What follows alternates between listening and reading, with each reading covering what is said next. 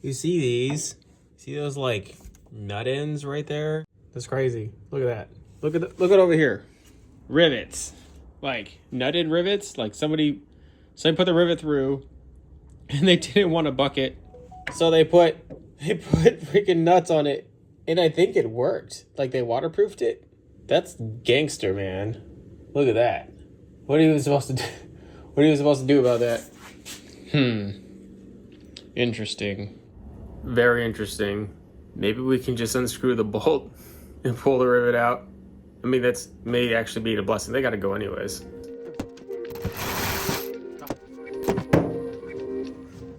Yes. Yes. I'm so happy.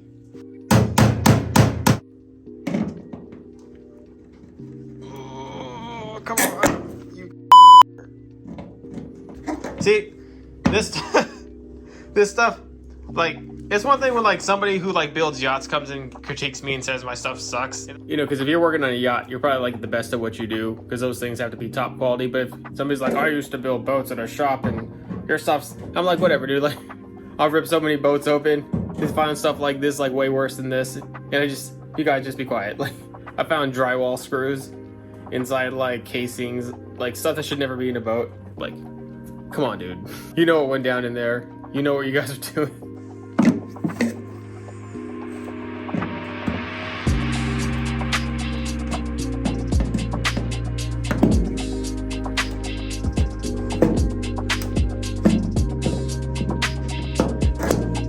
It's unscrewing, guys. That nut actually kind of partially threaded it, which is really funny. All right, there it is. You know, as weird as that was actually surprisingly much easier than what we would have had to do, which is tap drill it and then re-drill it all out and then hope it didn't make a wide enough hole that it was unusable. That was actually the best scenario. I'm okay with it. Just for a second, we're gonna fast forward, only because if I don't do this and I forgot to record it first, none of this will make sense. We put all these things in here and placed them and then had them kind of spaced out like that. That way we would know what height to put the side rails. These, we're gonna show you how to make these right now and how to line them up. That's the whole thing, lining them up so that it's perfectly symmetrically straight all the way down, all the way into how we slot them, where we slot them, when you have to slot both underneath and on top, and when you don't have to do that. So stay tuned. So if you were previously with us and you saw us open up our subfloor kit from tvnation.net, you noticed that we got the subfloor done pretty efficiently and had some of this angle left over. We had just enough angle, and I think a little bit more, to do the side rails. This is 1.5 inch angle, and we are slotting it. I'm slotting it with a bandsaw, but you can do it with a chop saw.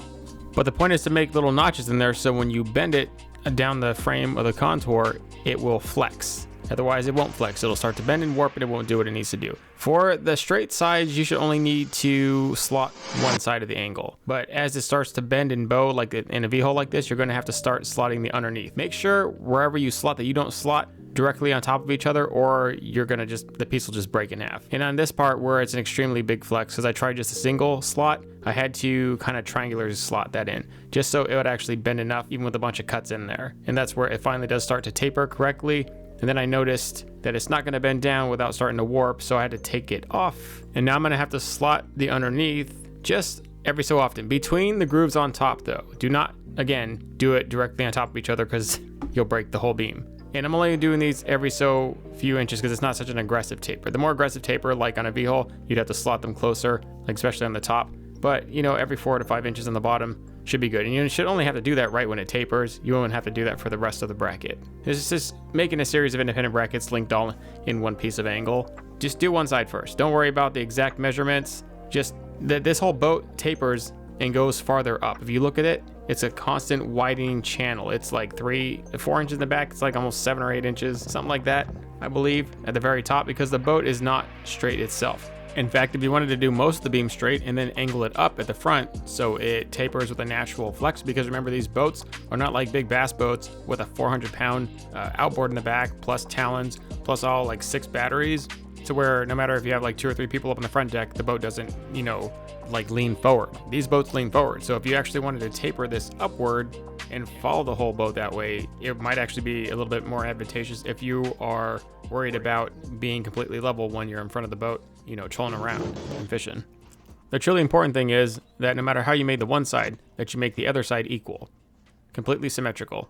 That's why we were taking the measuring tape here and measuring down, looking at the measurements that we marked off earlier from the other side, and just making sure in that specific spot that it is exact same level. Then it comes pretty easy.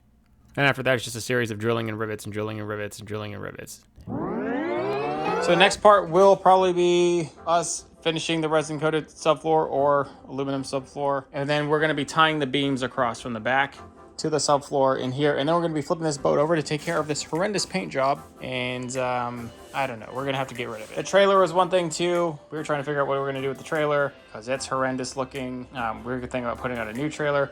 I'm trying to go through the trailer process where I had to go get a new VIN and some paperwork, and now I have to get it bonded. It's really a freaking pain, honestly, to get a trailer retitled, but not near as bad as it is to get a boat retitled. That is actually very hard to do. Almost impossible in Arizona if you can't find the previous owner or prove that the previous owner deceased, or it's super hard. I've tried. All right.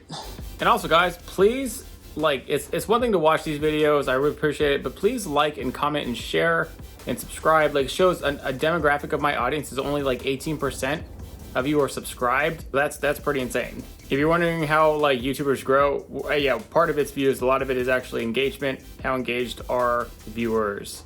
And then they grow exponentially, and I have to worry about some of these things like crowdfunding and some of these other things because you guys have just boosted the channel just by commenting and doing those things. So kind of sign into that Google account and just do those things. Much appreciated. Thank you much, guys. Catch you on the flip side.